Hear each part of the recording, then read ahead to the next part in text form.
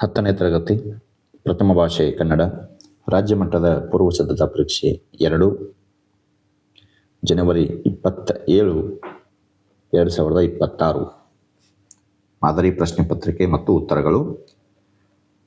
ಮುಖ್ಯ ಪ್ರಶ್ನೆ 1. ಕೆಳಗಿನ ಪ್ರಶ್ನೆಗಳಿಗೆ ಅಥವಾ ಅಪೂರ್ಣ ಹೇಳಿಕೆಗಳಿಗೆ 4 ಆಯ್ಕೆಗಳನ್ನು ನೀಡಲಾಗಿದೆ. ಅವುಗಳಲ್ಲಿ ಸೂಕ್ತವಾದ ಉತ್ತರವನ್ನು ಆರಿಸಿ ಕ್ರಮಾಕ್ಷರದೊಂದಿಗೆ ಬರೆಯಿರಿ. 6 ಪ್ರಶ್ನೆಗಳು, 6 ಅಂಕಗಳು.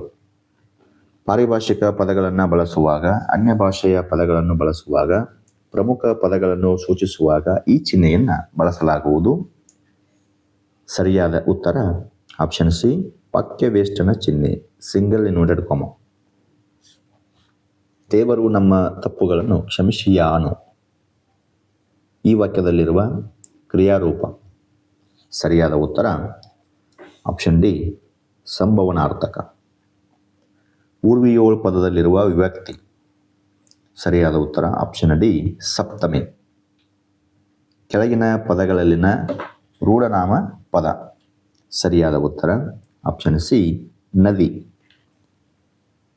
ಮುಂದಿನ ಪ್ರಶ್ನೆ, ಞ, ಞ, ನ, ನ, ಮ ಈ ಅಕ್ಷರಗಳು ವರ್ಣಮಾಲೆಯ ಈ ಗುಂಪಿಗೆ ಸೇರಿವೆ.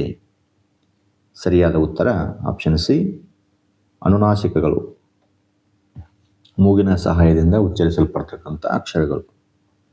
ಕ್ರಿಯಾಪದದ ಸ್ಥಾನದಲ್ಲಿದ್ದು ವಾಕ್ಯದ ಅರ್ಥವನ್ನು ಪೂರ್ಣಗೊಳಿಸುವ ಅವ್ಯಯಗಳನ್ನು ಹೀಗೆನ್ನುವರು.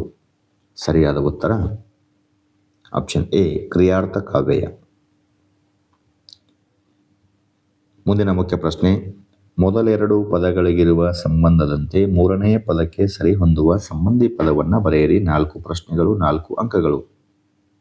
ಯಾರು ಪ್ರಶ್ನಾರ್ಥಕ ಸರ್ವನಾಮ, ತಾವು ಆತ್ಮಾರ್ಥಕ ಸರ್ವನಾಮ.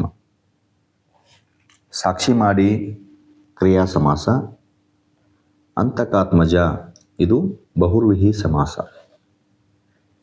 ನೆನಪು ಕೃದಂತ ಭಾವನಾಮ, ಮಾಡಲಿಕ್ಕೆ ಕೃದಂತಾವ್ಯಯ.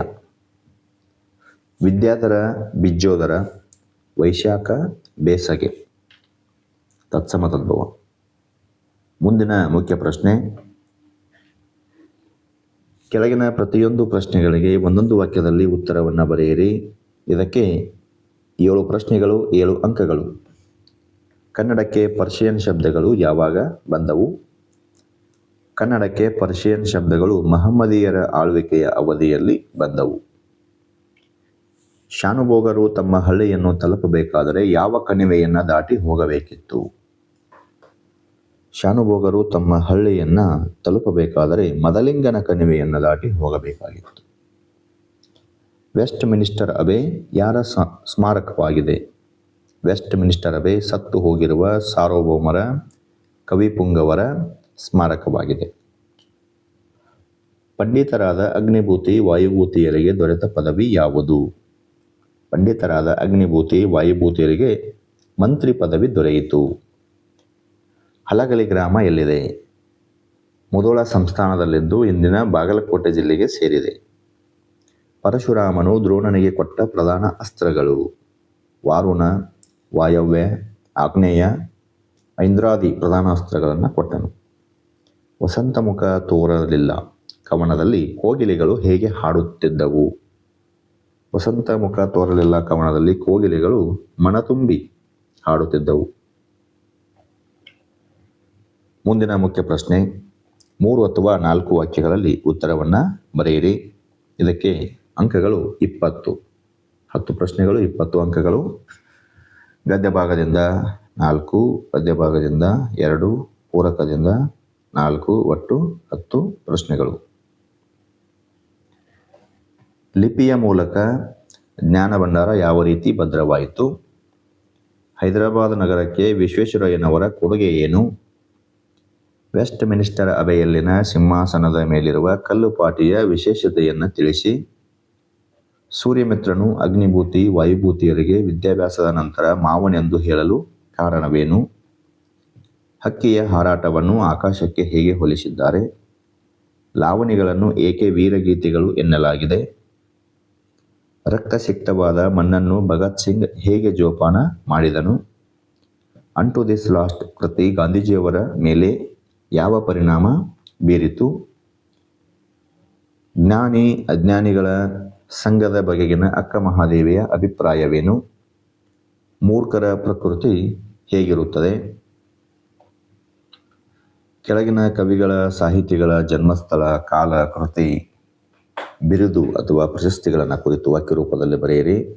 6 ಅಂಕಗಳು. 2 ಪ್ರಶ್ನೆಗಳು. ಸಾರಾ ಅಬೂಬಕ್ಕರ್, ಪಂಪ. ಸಾರಾ ಅಬೂಬಕ್ಕರ್ ಅವರು 1936ರಲ್ಲಿ ಕಾಸರಗೋಡಿನಲ್ಲಿ ಜನಿಸಿದರು. ಸಹನಾ, ಕದನ ವಿರಾಮ, ಚಪ್ಪಲಿಗಳು, ಅರ್ಧರಾತ್ರಿಯಲ್ಲಿ ಹುಟ್ಟಿದ ಕೂಸು, ತಳವಡದ ದೋಣಿಯಲ್ಲಿ ಮುಂತಾದ ಕೃತಿಗಳನ್ನು ರಚಿಸಿದ್ದಾರೆ. ಇವರಿಗೆ ನೃಪತುಂಗ ಪ್ರಶಸ್ತಿ ಲಭಿಸಿದೆ. ಪಂಪ 902 ವೆಂಗಿಮಂಡಲದ ವೆಂಗಿಪಳು ಎಂಬ ಅಗ್ರಹಾರ, ಆದಿಪುರಾಣ ಮತ್ತು ವಿಕ್ರಮಾರ್ಜುನ ವಿಜಯ ಅಂತಕ್ಕಂಥ 2 ಕಾವ್ಯಗಳನ್ನು ರಚಿಸಿದ್ದಾನೆ. ಈತನಿಗೆ ಸರಸ್ವತಿ ಮಣಿಹಾರ, ಕವಿತಾ ಗುಣಾರ್ಣವ, ಸಂಸಾರ ಸಾರೋದಯ ಎಂಬ ಬಿರುದುಗಳಿದ್ದವು. ಮುಂದಿನ ಮುಖ್ಯ ಪ್ರಶ್ನೆ. ಕೆಳಗಿನ ಪದ್ಯಭಾಗಕ್ಕೆ ಪ್ರಸ್ತಾರ ಹಾಕಿ ಘನವಿಭಾಗ ಮಾಡಿ ಛಂದಸ್ಸಿನ ಹೆಸರನ್ನು ಬರೆಯಿರಿ. ಇದಕ್ಕೆ 3 ಅಂಕಗಳು. 3 ಸಾಲನ್ನು ಕೊಟ್ಟಿದ್ದರೆ ಅದು ಷಟ್ಪದಿಯಾಗಿರುತ್ತದೆ. ನಾವು ಗುರುಲಘು ಹಾಕಿದಾಗ ಮೊದಲ ಸಾಲಿನಲ್ಲಿ 14 ಮಾತ್ರೆಗಳು ಬಂದರೆ ಅದು ಭಾಮಿನಿ ಷಟ್ಪದಿ ಆಗಿರುತ್ತದೆ.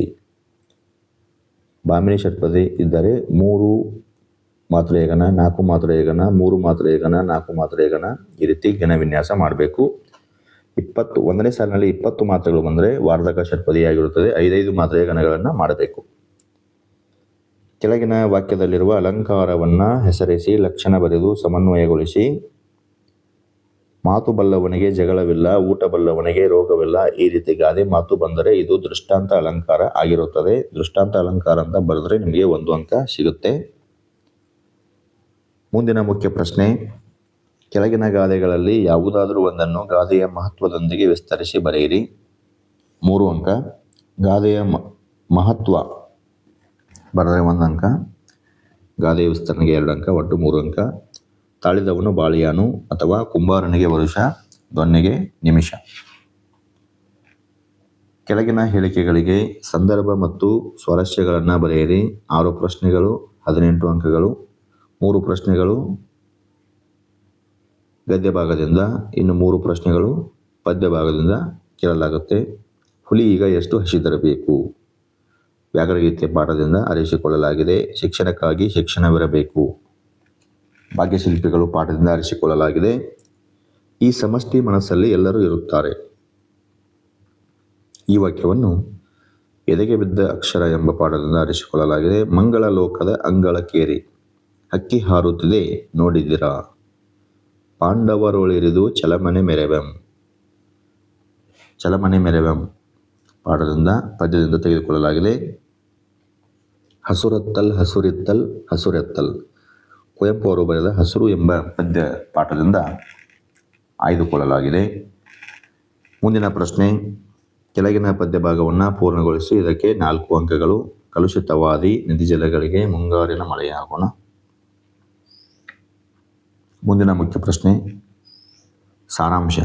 ಮೌಲ್ಯವನ್ನು ಆಧರಿಸಿ ಸಾರಾಂಶವನ್ನು ಬರೆಯಿರಿ. ಇದಕ್ಕೆ 4 ಅಂಕಗಳು. ಇದು